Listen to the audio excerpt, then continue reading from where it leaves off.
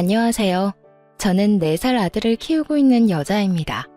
저희 집의 가족 구성원은 평범한 집과는 달리 조금 특이한 편인데요.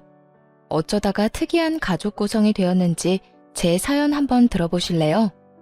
저는 아파트 관리사무소에서 회계 업무를 보는 일을 하고 있었어요. 제 일 중엔 회계 업무 말고도 중요한 다른 일이 있었는데요. 그건 바로 노인정 살림을 사는 일이었어요. 일을 하며 남는 시간엔 아파트에 마련된 노인정에 가서 청소를 돕는다거나 최소한의 구비 물품들을 체크해야 하는 일도 맡아서 하고 있었는데 그곳에서 친하게 지내는 분이 계셨습니다. 그분과 가깝게 지내다 보니 이런저런 이야기를 나누게 되었고 어느 날은 저에게 이런 말씀을 하시더라고요. 아가씨, 내가 아가씨가 아주 마음에 들어서 그러는데 지금 만나는 사람 없으면 내 아들 한번 만나볼래? 네? 아들 분이요? 그래, 우리 아들. 내가 아가씨가 너무 마음에 들어서 그래. 아무리 생각해도 남한테 주기엔 너무 아까워서 그러니까 한번 만나나 봐. 한번 만나보고 영 아니다 싶으면 다신 보지 않아도 되니까. 당시 남자친구가 없었던 저는 그냥 한번 만나나 보자 하는 마음에 남편을 만나게 되었어요. 그렇게 만난 남편은 생각보다 괜찮았고 시모의 응원을 받으며 연애를 시작하게 되었죠. 연애 시절의 남편은 배려심이 깊은 사람으로 보였고 생활력도 강해 보이더라고요. 무엇보다 나를 많이 사랑해주는 모습에 결국 결혼까지 하게 되었습니다. 남편을 만나게 해준 사람이 다름 아닌 시모였던 터라 시모는 저에게 정말 잘해주셨어요. 엄마, 무언가 크게 착각하고 있나 본데 친딸은 나라고 나. 언니가 아니고 나라고요. 아유 정말 누가 친딸인 줄 모르겠다니까. 시누이가 이런 말을 할 정도니 말 다 한 거 아닐까요? 이렇듯 많은 사랑을 받는 만큼 저 역시 시모를 잘 모시며 지냈어요. 시모와 제 사이가 좋다고 시누이가 질투한 것도 아니었어요. 시누이 역시 앞에선 그렇게 말했지만 뒤에선 저에게 엄마에게 잘해주어 고맙다고 늘 말해주는 다정한 시누이였으니까요. 결혼을 하고 난 후에도 계속 일을 하고 있었기에 시모와 전 더욱 자주 긴 시간을 함께 보내곤 했습니다. 그래서 그런지 서로 간의 정이 더 깊어졌고요. 그러던 어느 날 남편이 갑작스럽게 회사를 그만뒀다며 저에게 사업 이야기를 꺼내기 시작하더군요. 여보, 사실 나 저번 주에 회사 그만뒀어. 뭐? 당신 오늘도 출근한다고 나갔었잖아. 출근도 안 하는 사람이 나가서 뭘 한 거야? 아니, 애초에 왜 상의 한마디도 없이 그런 큰 결정을 내린 거야? 그게 나 사실 사업하고 싶어. 언제까지 월급쟁이 할 수도 없는 노릇이고. 언젠가는 우리 아기도 낳아야 할 거고 그때 되면 돈도 더 많이 들 건데 그런 날이 오기 전에 얼른 시작해서 자리 잡고 싶어. 처음엔 많이 당황스러웠어요. 잘 다니던 회사를 상의 한마디도 없이 그만뒀다고 하니 화가 나기도 했고요. 하지만 화가 난다고 화를 내봤자 복직이 되는 것도 아니었기에 저는 최대한 마음을 가라앉히며 남편에게 물었고 남편은 앞으로의 계획을 저에게 털어놓더군요. 저로선 도저히 생각하지도 못한 일이었지만 이왕 저지른 일 되돌릴 수 없으니 이렇게 된 이상 마음이라도 편하게 시작하게 해주자 싶었어요. 대박이 나면 더없이 좋겠지만 그렇지 않다고 해도 좋은 경험을 얻는다고 생각하기로 한 것이었죠. 무슨 말인 줄 알겠어. 그런데 여보, 사업을 한다고 무조건 성공하는 것도 아니고 그러다 혹시나 아니다. 이미 그만뒀는데 어쩌겠어. 이왕 하는 거 열심히 해봐. 고마워. 미리 상의 못한 건 미안해. 나도 많이 고민하다가 이때가 아니면 도저히 안 되겠다는 생각이 들어서 당신이랑 신랑이 하면서 시간 쏟고 싶지 않았어. 다음부턴 꼭 상의할게. 정말 미안해. 알겠어. 다음부턴 꼭 그런 일은 상의해. 사실은 혹시나 망하면 어쩌려고 그래? 라는 말을 하고 싶었어요. 하지만 이미 회사는 그만뒀고 남편은 사업을 하겠다는 굳건한 의지를 내비치는 상황에 굳이 그런 불길한 말을 하고 싶지 않더라고요. 한편으론 남편의 심정이 이해가 되지 않는 것도 아니었고요. 상의를 해줬더라면 좋았을 테지만 이왕 벌어진 일, 큰 일을 하려는 사람에게 괜한 잔소리도 하고 싶지 않았어요. 그래서 전 남편을 응원해주겠다고 했고 그렇게 남편의 사업 준비는 시작되었어요. 남편의 사업은 제가 전혀 도움을 줄 수 없는 분야라 그저 전 일을 하며 살림을 잘 꾸려나가는 일을 열심히 하는 수밖에 없었죠. 잦은 출장과 잦은 술자리에 신혼을 즐길 새도 없었지만 다른 건 몰라도 주말만은 꼭 저와 시간을 보내주던 남편의 노력에 단 한 번의 말다툼도 없이 그 힘든 시기를 보냈던 것 같습니다. 가장 힘든 건 당연히 돈이었어요. 아무래도 남편의 벌이가 전혀 없이 지내는 기간이 길어지다 보니 제 벌이로 감당할 수 있는 선을 훌쩍 넘어 생활이 힘들어지더라고요.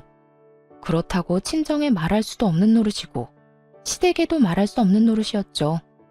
어떻게 해야 하나 고민만 하는데 이런 사실을 다 알아챈 시모가 생활비를 붙여주시는 게 아니겠어요? 어머님, 방금 돈이 들어왔는데 웬 돈이에요? 그거 너희 생활비에 보태 쓰라고 조금 보냈어. 돈 들어가는 데는 한두 군데가 아닐 텐데 혼자 번 돈으로 감당하려고 하니 요즘 많이 힘들지? 한동안은 내가 조금씩 도움을 줄 테니 그걸로 조금만 더 버텨보거라. 언젠가는 이 힘든 순간도 다 지나가지 않겠어? 혹시나 부족하면 말하고. 사실 조금 힘들었는데 감사해요, 어머님. 정말 감사합니다. 생각 같아선 괜찮다고 하며 돌려드리고 싶었지만 상황이 힘들다 보니 그 말이 차마 나오지 않더라고요. 그래서 전 살림이 괜찮아질 때까진 감사한 마음으로 시모의 도움을 받기로 했습니다. 그렇게 생활비가 해결됐다 싶었더니 더 큰일이 저를 기다리고 있더군요. 그건 다름 아닌 남편의 사업 자금이 부족하다는 것이었어요. 남편의 사업은 오픈을 앞두고 큰 돈이 필요한 상황이 생겨버린 것이었죠. 어떻게 해야 할지 모르겠어. 예상치 못한 큰 지출이라 준비한 돈도 없는데. 그렇다고 지금 와서 포기하기엔 너무 아까워. 어떻게 방법이 없을까? 그러게, 일단 생각을 좀 해보자. 둘이 함께 머리 맞대면 어떻게든 해결될 거야. 말은 이렇게 했지만 도저히 해결책이 보이지 않더라고요. 결국 전 집을 처분해 새를 얻어가는 쪽으로 마음을 굳히고 있었고 남편은 시모에게까지 고민을 털어놓은 것인지 시모에게서 연락이 오더군요. 아가, 이야기 다 들었다. 그래서 어떻게 할 생각이니? 그게 뭐든 다 여의치 않네요. 이미 집 마련할 때 받은 대출이 있어서 집 담보대출을 해도 부족하고 그냥 집을 팔고 더 작은 데로 새 얻어서 가야 하나 싶기도 해요. 월세로 간단 말이니? 네, 아무래도 그렇게라도 해야 할 것 같아요. 이제 와서 사업을 그만두라고 하기엔 지금까지의 시간이랑 돈이 아깝기도 하고 무엇보다 그이가 너무 하고 싶어해요. 잠도 제대로 안 자고 일만 하고 자신감도 넘쳐 보이고요. 행여나 잘 안 되더라도 다시 시작하면 되는 거니까 이번엔 할 수 있는 데까진 도와주고 싶어서요. 제 말을 들은 시모는 생각에 잠긴 듯 뜸을 들인다 싶으시더니 이내 조심스럽게 말을 꺼내기 시작했어요. 아가, 내가 지금부터 어떤 말을 할 건데 네가 싫으면 싫다고 솔직하게 말해다오. 무슨 말씀을 하시려고 이러세요? 편하게 말씀해 보세요. 그게 다른 집에 새들어 살 바엔 우리 집으로 들어오는 건 어떠냐? 아무래도 월세 내고 사는 돈이 아깝기도 하고 네 남편 계속 바빠질 텐데 너 혼자 그렇게 두는 것도 마음에 걸리기도 해. 네 생각은 어떠니? 많이 불편할 것 같니? 감사하더라고요. 그렇지 않아도 월세를 내는 것이 아깝기도 한 상황이었는데 먼저 나서 집으로 들어오라고 해주시니 참 감사하면서도 죄송했어요. 시모의 말에 저는 재빠르게 감사의 마음을 전하며 그렇게 하겠다고 했습니다. 아니요, 저는 너무 좋아요. 어머님, 너무 감사해요. 저희가 들어가면 불편한 점이 한둘이 아닐 텐데 괜찮으실까요? 그럼 괜찮고 말고. 그리고 감사는 무슨. 다른 것도 아니고 내 아들놈 사업한다고 집까지 팔 상황인데 이 정도는 당연히 해야지. 생각 같아선 돈으로 도와주고 싶다만 나도 지금은 다 묶여 있어서 그럴 여유는 없구나. 그리고 네가 불편할까봐 걱정인 게지. 난 너랑 사는 거 불편하지 않아. 오히려 좋은걸? 그러니까 내 걱정은 말고 너만 괜찮다면 함께 살자꾸나. 그리하여 저흰 집을 처분하고 시댁으로 들어가게 되었고 시모 역시 가지고 있던 자금 조금을 남편에게 주게 되었죠. 자금이 해결되고 나니 남편은 더욱 바빠지기 시작했고 저는 시모와 더 많은 시간을 보내며 더욱 두터운 정을 쌓아가고 있었어요. 그렇게 3년이란 시간이 지났고 그 사이 남편의 사업은 자리를 잡게 되었습니다.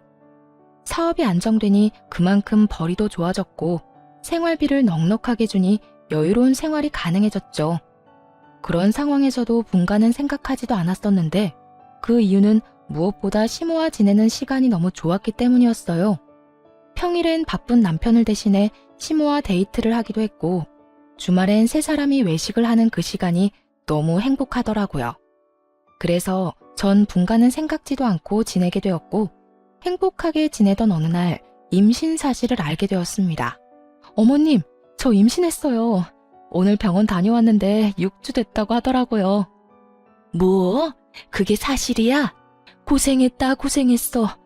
그래서 요즘 계속 피곤해 보였나 보다. 그런데 혼자 병원에 다녀온 게야? 같이 가자고 했어야지. 왜 혼자 간 거야? 혹시나 아니라고 하면 어머님 너무 실망하실까 봐요. 이럴 줄 알았으면 같이 갈 것 그랬나 봐요. 심장 소리 듣는데 남편보다 어머님 생각이 더 많이 나는 거 있죠? 어머, 심장 소리도 들었니? 다음엔 나도 꼭 데리고 가주렴. 아범은 알아? 네, 오는 길에 통화했어요. 오늘 일찍 들어온대요. 그래, 아주 축하할 일이야. 다시 한번 고생했어, 우리 며느리. 제 임신 소식에 저보다 더 기뻐하는 시모를 보며 제가 다른 건 몰라도 정말 시집 하나는 잘 왔구나 하는 생각마저 들더라고요. 그렇게 저는 더욱 단란한 시간들을 보내게 되었어요. 하지만 어느 가정이나 조금씩의 문제는 다 있듯이 저희 가정에도 조금의 문제는 있었습니다. 그건 다름 아닌 남편이었는데요. 사업이 잘 풀려 여유로운 금전적인 생활과는 달리 남편은 계속 바빴고 그나마 주말엔 무조건 가족과 시간을 보내주던 남편은 어느 순간부터 그 시간마저도 가정에 양보하지 않더라고요. 사업이 잘 되면 잘 될수록 남편은 주말조차도 일을 한다며 집을 비우는 일이 허다했으니까요. 전 그때까지도 남편이 허튼 짓을 한다고 생각은 전혀 하지 못한 상태였어요. 심지어 제가 임신까지 했으니 그런 쪽으론 전혀 생각지도 못하고 그저 남편을 믿고 아기를 잘 지키는 일에 온 신경을 쏟고 있던 때였어요. 지금 생각하면 제가 참 안일하다 싶기는 한데 그땐 전 미련스럽게도 남편은 믿어 의심치 않았죠. 하지만 이런 저와는 달리 시모는 외박이 잦아지는 남편이 신경 쓰였는지 어느 날은 남편을 불러앉혀 이런 말을 하기 시작하더라고요.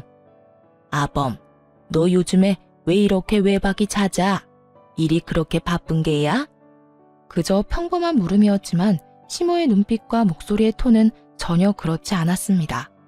그게 뭐든 다 꿰뚫고 있다는 눈빛과 꽤 화가 났지만 애써 담담하게 누르고 있는 목소리에 저마저도 압도될 것만 같더군요. 네, 어머니. 일이 안정되긴 했는데 유지하려니까 더 바빠지는 것 같아요. 직원한테 맡기는 것도 한계가 있고 무엇보다 제가 다 확인해야 마음이 편하기도 하고요. 남편은 재빨리 자신의 입장을 설명하며 이때껏 가정의 소홀한 이유를 설명했지만 그것으로 시모의 언짢음은 풀릴 기미가 보이지 않았어요. 아무리 그렇다고 한들 잠은 집에 와서 자거라. 몸 상하는 것도 걱정이지만 네 아내 생각도 걱정이야. 신혼 때부터 지금까지 사업한다는 이유로 가정에 너무 소홀하지 않니? 돈 잘 벌어다 주는 게 다가 아니다. 집에서 가족들하고 시간을 보내야 할 것 아니니? 내가 혜정이랑 결혼한 것도 아니고 남편이랑 보내는 시간보다 시험이랑 보내는 시간이 더 많다는 게 말이 된다고 생각해? 죄송해요. 앞으로 집에 신경 더 쓸게요. 시모의 조용한 핀잔에 남편도 조금은 반성하는 듯 했지만 시모는 그런 남편을 한 번 더 밀어붙이더군요. 나한테 죄송할 게 아니라 네 집사람한테나 미안하게 생각해. 네 일이 누구 덕에 잘 되는지 늘 생각하고 네 집사람한테 고마워하란 말이다. 이제 애도 태어날 건데 어느 정도 자리 잡았으면 욕심 그만 부리고 일보단 가정에 좀 신경 쓰고. 네, 어머니. 여보, 미안해. 앞으로 내가 집에 신경 좀 더 쓸게. 저도 내심 섭섭했던 터라 시모의 이런 조언과 핀잔이 얼마나 고마웠는지 모릅니다. 한 차례 작은 폭풍이 지나고 난 후 남편은 다시 가정에 신경 쓰며 노력했어요. 외박을 하긴 했지만 될 수 있으면 집에서 자려고 노력하더군요. 그렇게 시간은 흘러 출산을 앞둔 어느 날, 남편은 한동안 가지 않던 지방으로 출장을 가게 되었고 전 집에서 시모와 함께 시간을 보내고 있었습니다. 그런데 갑자기 배가 아파지더니 양수가 터져버렸어요. 시모와 전 급하게 병원에 가게 되었고 7시간의 산통을 맛보고 세상에서 가장 귀한 아들을 품에 안게 되었습니다. 지방에서 오기에 충분한 시간인데도 불구하고 출산을 하고 병실로 옮겨져 어느 정도 정신을 차릴 때까지도 남편은 오지 않더라고요. 어머님, 아직 안 왔어요? 응, 이 녀석 전화도 받지 않는구나. 내 이 녀석을 그냥 금방 온다고 한 지가 언젠데 아직까지 소식도 없는 게야. 오기만 해. 내가 이 녀석 가만두지 않을 거니까. 어머님, 진정하세요. 오고 있는 중이겠죠. 운전 중이라 전화 못 받는 걸 거예요. 처음엔 전화를 받았던 남편은 어느 순간부턴 전화조차 받지 않고 있었고 시모는 머리 끝까지 화가 나 노발대발 난리가 날 직전이었어요. 저 역시 남편에게 섭섭한 마음이 들긴 했지만 시모가 저렇게 화를 내니 같이 화를 낼 순 없는 노릇이었죠. 시모는 쉴 새 없이 남편에게 전화를 하고 있었고 그런 시모는 친정 부모님까지 나서 진정시키기 시작했어요. 사돈, 우리 사위 열심히 오는 중일 겁니다. 그러니 이제 그만 전화하시고 조금 앉으세요. 아까부터 계속 서 계셨잖아요. 이러다 방금 출산한 저희 딸 옆에 사돈까지 누우실까봐 제가 걱정이 다 됩니다. 그래요, 사돈. 가까운 곳도 아니고 지방에서 일 보다가 오는 길이라고 하니 좀 더 걸리나 봅니다. 그러니 진정하시고 좀 앉으세요. 조금 쉬시다가 우리 손주 보러 가셔야지요. 이렇게 부모님까지 말리고 나서자 시모는 남편을 대신해 다시 한번 미안하다는 말을 전하며 애써 화를 누르는 듯 했어요. 지금 보러 가셔도 될 거예요. 다들 눈에 넣어도 안 아픈 손주 보시고 집에 가셔서 쉬세요. 전 혼자 있어도 돼요. 아니야. 내가 아범 올 때까지 곁에 있으마. 먼저 들어가 보세요. 제가 제 아들로 올 때까지 여기 있을게요. 아무래도 그래야 제 마음이 편할 것 같습니다. 시모의 말에 친정 부모님은 내일 다시 오겠다고 하며 돌아가셨고 시모는 그런 부모님을 배웅하고 오겠다며 병실을 나섰어요. 그때까지만 해도 남편이 금방 올 줄 알았기에 마음 편하신 대로 하라고 했던 것인데 금방 오겠다고 하던 남편은 아무리 기다려도 오지 않았고 날을 넘긴 새벽녘에서야 모습을 드러내더군요. 조용히 그리고 조심스럽게 문을 열고 들어오던 남편을 본 시모는 그 자리에서 벼락 같은 호통을 치며 화를 내기 시작했어요. 너 이 녀석! 금방 온다는 녀석이 이제서야 와? 네가 그러고도 남편인 게야. 다른 날도 아니고 네 마누라가 네 새끼 낳느라 생사가 오가는 순간에 넌 뭐하다 이제야 온 게야? 전화는 왜 안 받고? 그딴 식으로 전화 다 무시할 거면 전화기는 왜 들고 다니는 게야? 시모의 호통에 남편은 고개를 푹 숙이더니 변명을 해대기 시작하더군요. 그게 전화 받고 급하게 오는 길에 졸음운전을 했어요. 그동안 피로가 쌓이긴 했는지 마음은 급해 죽겠는데 그 와중에 살짝 존 모양이더라고요. 전 그냥 눈만 감았다 떴는데 앞에 화물차가 서 있는 걸 보고 이대로는 안 되겠다 싶어서 쉼터에서 잠시 눈만 붙이고 출발한다는 게 이렇게 늦었어요. 죄송해요. 미안해 여보. 내가 참 너무 미안하다. 그간 남편이 얼마나 치열하게 살아왔는지 누구보다 더 잘 알던 터라 시모와 저는 그런 남편에게 더는 아무 말도 할 수가 없더라고요. 화가 나지도 않았고요. 물론 섭섭한 마음이야 있었지만 이렇게 무사히 온 것만 해도 다행이라고 생각하며 앞으론 태어난 아들과 함께 더 큰 행복이 가득한 날이 기다리고 있을 거라 믿어 의심치 않았습니다. 하지만 이런 제 확신을 비웃기라도 하는 듯 남편은 가정에 더욱 소홀해지더군요. 저에게도 더는 다정하게 대하지도 않았고요. 심지어 아들에게마저도 애정이 없는 남편을 보며 참 생각이 많아지더군요. 그렇게 생각은 많아지고 남편에 대해 다시 생각해보게 되던 어느 날, 일은 터지고야 말았습니다. 그날도 아기가 있는 집은 다들 그렇듯 아들의 울음소리로 시끄러웠고 전 그런 아들을 달래며 불편한 것이 무엇인지 찾고 있었어요. 그런데 그 순간 아무것도 하지 않고 그저 아들이 우는 것을 보던 남편이 자리를 박차고 일어나더니 화를 내며 이런 말을 하는 것이 아니겠어요? 시끄러워. 도저히 시끄러워서 집에선 쉴 수가 없어. 시끄럽다니. 당신 자식 우는 소리를 시끄럽다고 하면 어떻게 해? 그리고 아기가 우는 게 당연하지. 매번 생글생글 웃기만 하면 그게 정상이야? 그거야말로 이상한 거라고. 우는 건 아기들이 하는 일종의 표현이야. 아무리 그래도 너무하잖아. 모처럼 집에서 좀 쉬려고 해도 쟤 때문에 도무지 쉴 수가 없다고. 쟤? 우리 아들이 남이야? 쟤 얘라고 하게? 당신 정말 왜 그래? 요즘 왜 이렇게 예민한 거냐고. 나한테는 그렇다 쳐도 당신 아들한테까지 그렇게 예민하게 구는 이유가 뭔데? 시끄러우니까 시끄럽다는 건데 뭐가 예민하다는 거야? 시끄러워. 차라리 회사에서 일을 하는 게 더 낫겠다. 처음이었어요. 남편과 언성을 높여가며 싸운 일 말이에요. 저는 화를 내는 남편이 도저히 이해가 되지 않았어요. 우는 소리가 시끄럽고 듣기 싫을 수는 있다고 하나 아기 우는 것은 당연하였고 남도 아닌 자기 자식인데 저렇게까지 예, 제 하며 화를 낼 일은 아니라고 생각했으니까요. 여기까지만 해도 이해가 되지 않는데 남편은 기어코 짐까지 싸 회사에서 지낸다며 집을 나가버리더군요. 그런 남편을 시모가 붙잡아 이야기를 나누어 보려고 했지만 시모의 말도 무시한 채 그대로 집을 나가버리더군요. 너 지금 이게 뭐 하는 짓이야? 승준이가 남의 새끼야? 어떻게 네 새끼한테 그딴 식으로 굴 수 있단 말이야? 그리고 네 마누라한테는 어떻고? 네가 이렇게까지 잘된 게 누구 덕인데? 제가 잘된 건 제가 죽을 만큼 노력했기 때문이에요.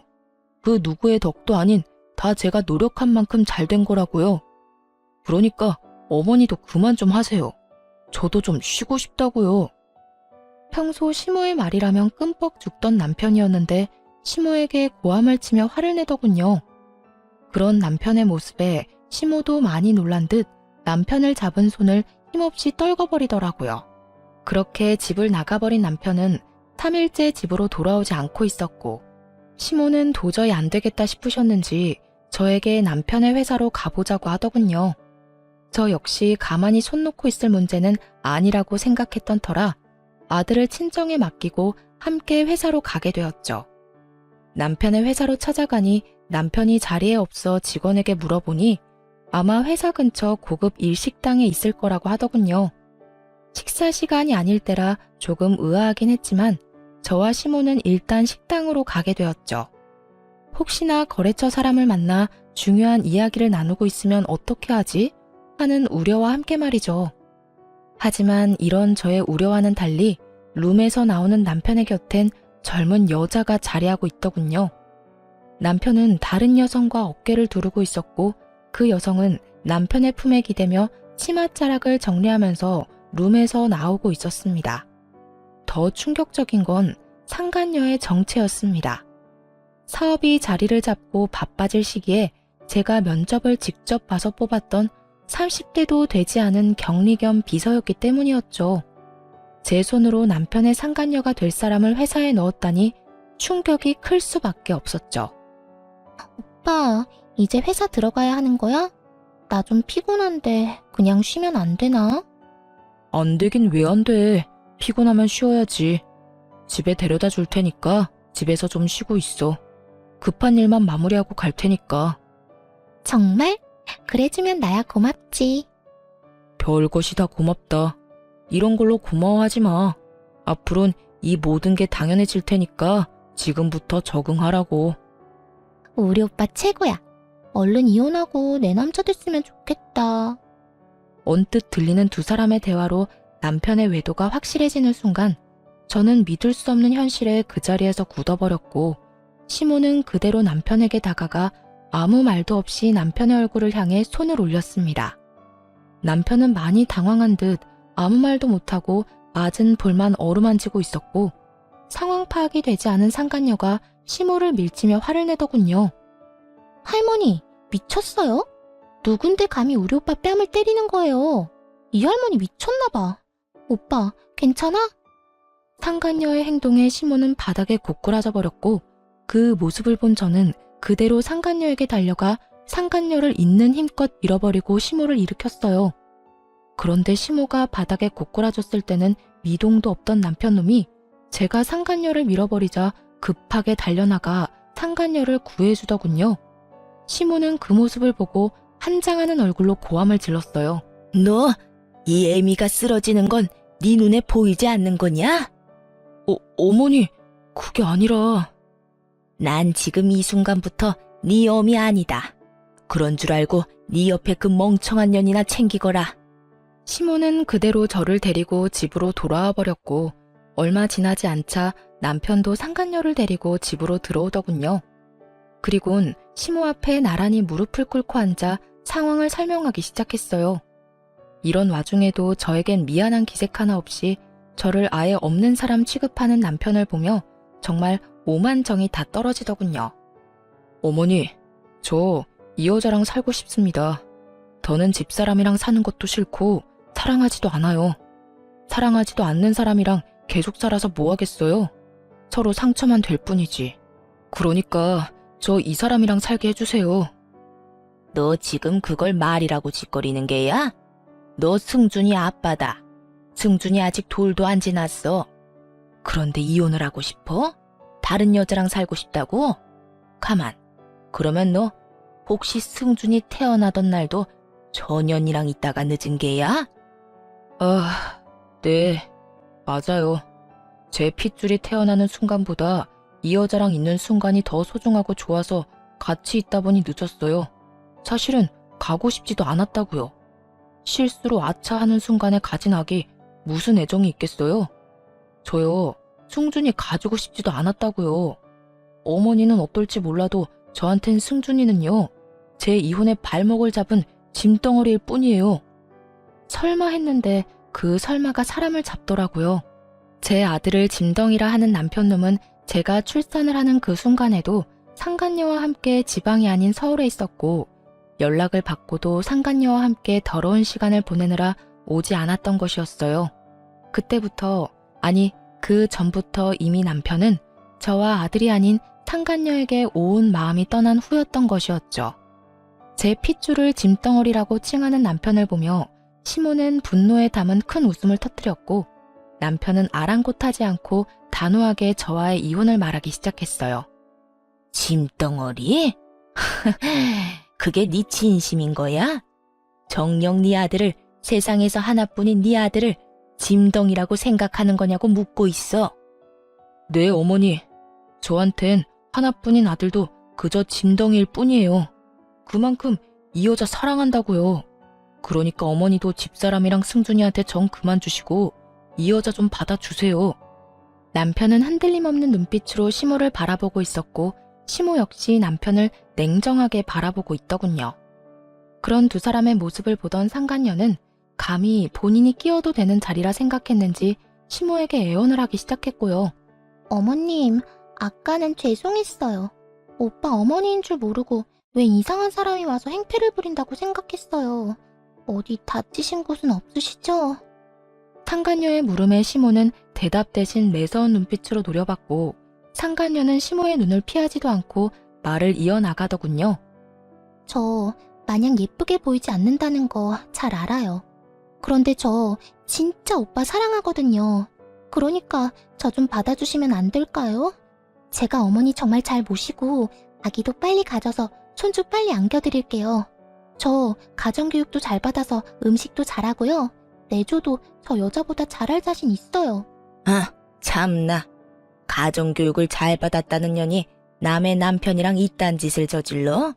도대체 어떤 가정교육을 받으면 외도나 저지르면서 조강지쳐 쫓아낼 생각을 한다니 말이야?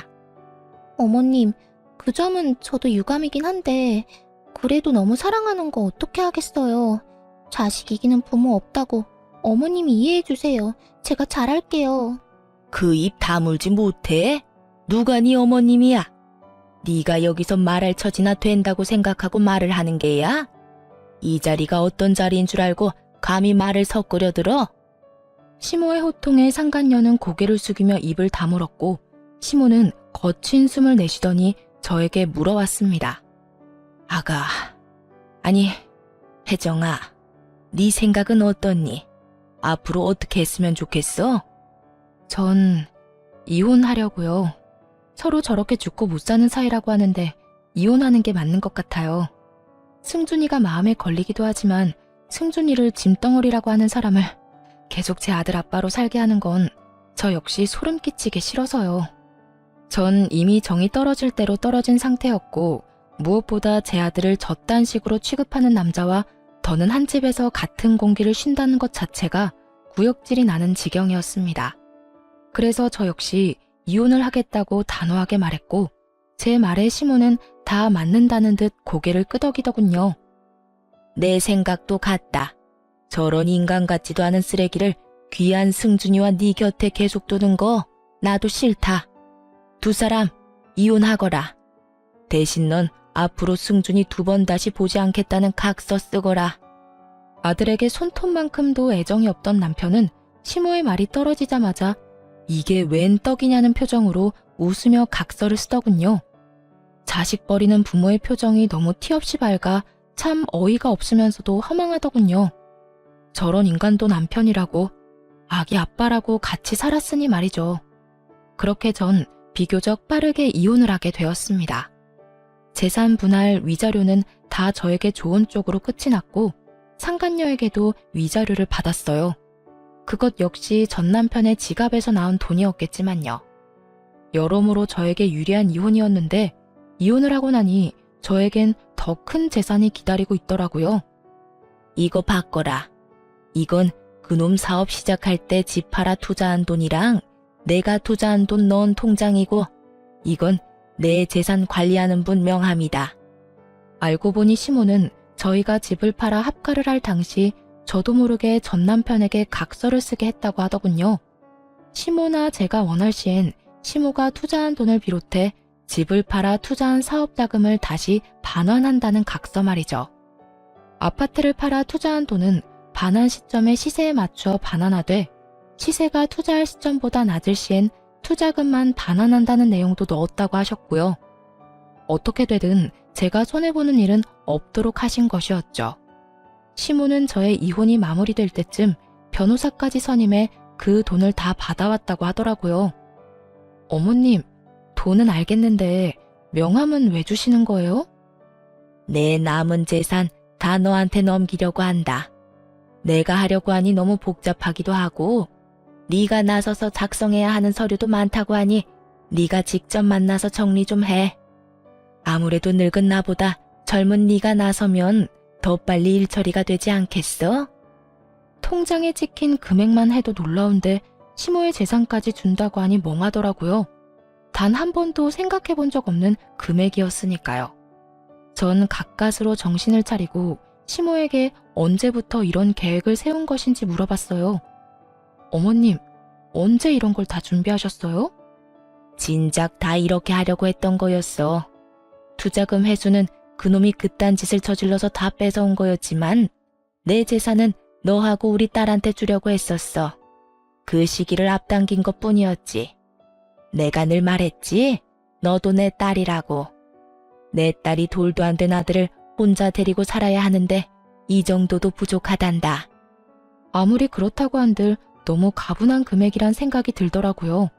받은 위자료도 있고 재산 분할도 잘 받았던 터라 더는 시모에게 손을 벌리고 싶지도 않았고요. 어머님, 아무리 그래도 이건 너무 많아요. 전 아파트 처분한 돈 중에 제 몫만 나눠받아도 충분해요. 나머진 어머님 노후자금 하세요. 전 제 몫을 뺀 나머지는 받지 않겠다고 했고 시모는 한사코 제 손에 통장을 쥐어주시며 이렇게 말씀하시더군요. 노후자금은 따로 마련해 놨어. 그러니까 그냥 다 바꿔라. 이혼하기 전에 다 넘겨주면 그놈이 또 이혼 안 한다고 난리 부릴까봐 지금에서야 준단다. 투자금 회수한 것도 내가 다시 돌려줄 거라고 믿어 의심치 않던 눈치던데 어림도 없는 소리지. 그 사람이 가만히 있지 않을 텐데요. 이 사실을 다 알게 되면 분명 어머님 찾아가서 난리를 부릴 거예요. 난리를 부리고도 남을 사람이었죠. 여자 때문에 조강지쳐도 아들도 다 버린 놈인데 그 큰돈 앞에선 어떻게 변해버릴지는 아무도 모르는 일이니까요. 시모는 이런 제 우려는 걱정도 하지 말라는 듯 살짝 미소를 지으며 저에게 이렇게 말했습니다. 그런 걱정은 하지도 마라. 집도 내놨어. 아예 찾아오지도 못하게 그놈 모르는 곳으로 이사할 거다. 그러니 너도 다신 찾아오지도 못하게 멀리 이사하거라. 그리고 그 돈은 꼭 받아. 내가 훗날 필요하면 말할 테니 그때나 용돈이나 좀 주려무나. 내가 가지고 있으면 다 그놈 몫이 될 건데 나는 그 꼴 못 본다. 알겠지? 그래도 어머님, 너무 많아요. 살아봐라. 이 돈이 많은지 내 재산이 많은지. 사람 앞일 모르는 거라고 언제 어디서 큰 돈이 필요할 줄 누가 알겠어. 그러니 살 날 많이 남은 넌 잔말 말고 받아. 이렇게까지 하는데 어쩔 도리가 없더라고요. 잘 가지고 있다 훗날 필요하실 때 다시 돌려드리면 되겠다 하는 생각이 들기도 했고요. 어찌되었든 전 시모와 연을 끊지 않고 가깝게 지낼 계획이었거든요. 결국 전 돈을 비롯해 나머지 재산도 정리해 넘겨받게 되었습니다. 그 후 모든 사실을 한 전 남편이 제가 잠시 친정에 머물고 있다는 사실을 알고 친정으로 와 울고불고 하며 매달리기 시작하더군요. 여보, 나 많이 원망했지? 내가 미안해. 당신 같은 여자가 어디 있다고 내가 미쳤었어. 이제 와서 반성이란 걸 하는 거야? 내 마음에 대못이란 대못은 다 박아놓고선 이제 와서 뭐? 미안? 미쳤었다고? 대단하다 대단해. 고작 그런 말로 내 마음이 풀릴 거라고 생각하는 거야? 내가 무릎이라도 꿇으면 당신 마음이 풀리겠어? 당신 마음이 풀리기만 한다면 나 이깟 무릎 얼마든지 꿇을 수 있어. 이렇게 말한 전 남편은 제 앞에서 무릎을 꿇고 싹싹 빌기 시작하더군요. 사실 이런 전 남편의 모습을 상상해 본 적이 있었어요. 상상 속에서는 조금 통쾌하기도 했는데 막상 제 앞에서 전 남편 놈이 무릎을 꿇고 비는 모습을 보는데 통쾌하기는커녕 미간이 절로 구겨질 만큼 역겹더라고요. 하지만 이런 제 심정을 알 리 없는 전 남편은 본인이 무릎까지 꿇고 빌면 제가 감동이라도 하며 받아줄 거라고 생각했는지 희망찬 눈빛으로 저를 힐끔힐끔 보며 눈치를 살피더군요. 여보, 나 용서해 줄 거지? 나 당신이랑 이혼하고 정말 후회 많이 했어. 그래서 바로 그 여자랑 헤어졌고 말이야. 정말이야. 회사에서도 진작 내보냈어. 못 믿겠으면 회사에 전화해서 물어봐도 되고 그래도 믿op지 않으면 그 여자한테 연락해서 물어봐도 돼. 그러니까 나 한 번만 용서해주라. 아, 그래? 정말 헤어졌단 말이야? 그것도 나랑 이혼하고 바로? 그럼 나 정말 당신하고 이혼하고 바로 헤어졌다니까. 웃기지도 않더라고요. 당장 전날만 해도 상간녀와 함께 시모에게 찾아가 정말 재산을 전처에게 준 것이 맞는지 몇 번이나 확인하고 한 것을 다 전해 들었는데 눈 하나 깜짝하지 않고 거짓말을 하고 있으니 말이에요. 있잖아. 나 아직 어머님이랑 연락하고 지내. 어제도 통화했고 오늘도 통화했어. 제 말에 전 남편은 크게 당황한 듯 목까지 빨개진다 싶더니 말을 더듬기 시작하더군요. 그래? 그래. 그러니까 내가 하고 싶은 말은 네가 어제 그년이랑 어머님 찾아가서 정말로 나한테 재산 다 넘긴 거 맞냐고 몇 번이고 묻고 간 거 아니까 나한테 와서 이딴 연기해도 소용없다는 거야. 여보, 다 거짓말은 아니었어. 나 당신이랑 헤어지고 후회 많이 했다는 건 진심이었어. 그렇겠지. 내가 그 많은 재산을 받았으니 후회는 했겠지. 다 네 몫이 되었어야 할 어머님 재산이 애먼 나한테 왔는데 누가 후회를 안 할 수가 있겠어? 나라고 해도 땅을 치고 후회할 것 같은데.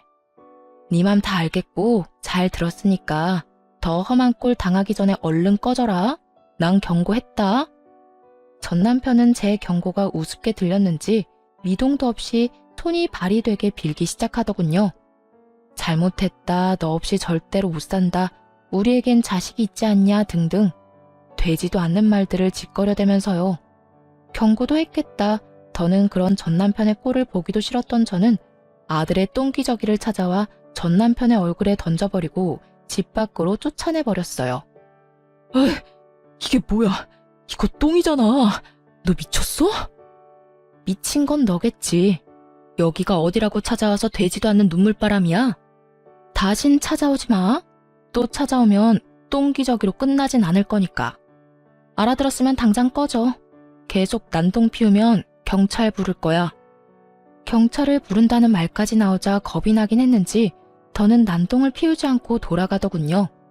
그 후 들려오는 소식엔 큰 금액의 돈이 빠져나간 남편의 회사는 급격하게 기울어져 버렸고 가세가 기울자 상간녀는 전 남편이 마련해준 집을 처분해 소리 소문 없이 도망을 가버렸다고 하더군요. 전 남편은 회사를 다시 일으켜 세우기 위해 신우이에게 연락해 시모를 백방으로 찾으려 노력했지만 신우이 역시 전 남편을 차단해버렸다고 하더군요. 모든 태풍이 지나가고 지금의 저는 누구보다 잘 살고 있습니다. 시모와는 가깝게 살고 지내다 신우이가 먼 곳으로 시집을 가는 바람에 친정에서 가까운 곳으로 집을 얻어 시모와 함께 살고 있어요. 처음 제가 시모에게 함께 살자고 했을 때 시모는 한사코 안 된다며 거부를 하셨었어요.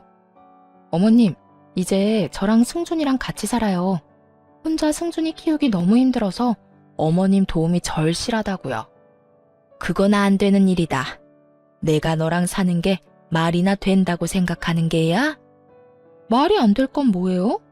어머님 평소에 저 딸처럼 생각하신다고 하시더니 다 거짓말이었어요? 그냥 하신 말이었어요? 그건 아니지만 그래도 안 될 일이야. 너 나랑 같이 살면 새 출발은 꿈도 못 꾸게 될 거다. 아직 나이도 젊은데 새 출발해야 할 거 아니야. 어머님, 이렇게 생각해보세요. 제가 새 출발을 하려면 밖에 나가서 일도 하고 사람도 많이 만나고 해야 할 텐데 그러면 승준이는 누가 봐주나요? 전 친정 부모님들 못 믿어요. 죄송한 말이긴 하지만 친정 부모님보단 어머님이 더 신뢰가 간다고요. 승준이도 어머님을 더 좋아하기도 하고요. 그러니까 그렇게 바라시는 제 새 출발을 위해서라도 함께 살아주세요. 네? 제 말에 시모는 눈물까지 글썽이며 제 손을 잡아주시더라고요.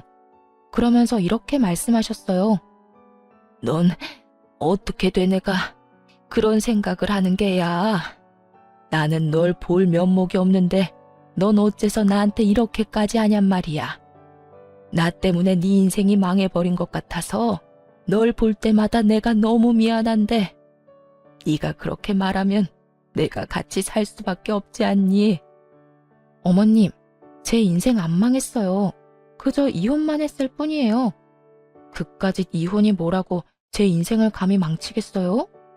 그리고요, 이혼은 했지만 엄마 같은 어머님도 제 곁에 계시게 됐고 무엇보다 우리 승준이를 얻게 되었잖아요.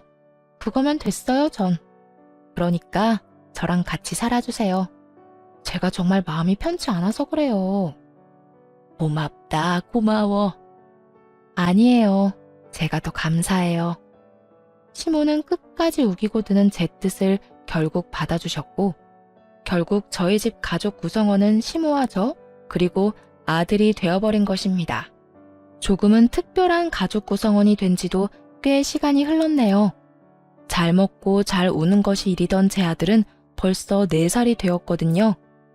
다행스럽게도 아들은 아빠의 빈자리가 느껴지지 않을 만큼 밝고 사랑스럽게 자라고 있어요.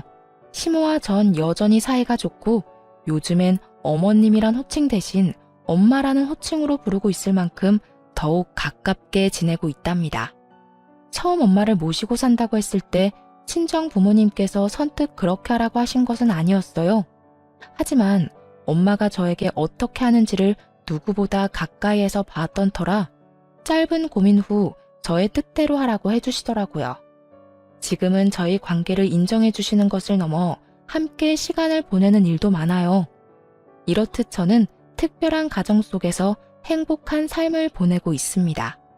앞으로도 저는 특별한 인연으로 생긴 엄마와 함께 아들을 잘 키우며 행복하게 살아가 보려고요. 제 사연은 여기서 끝이 났습니다. 긴 저의 과거 이야기를 들어주신 모든 분 감사드립니다.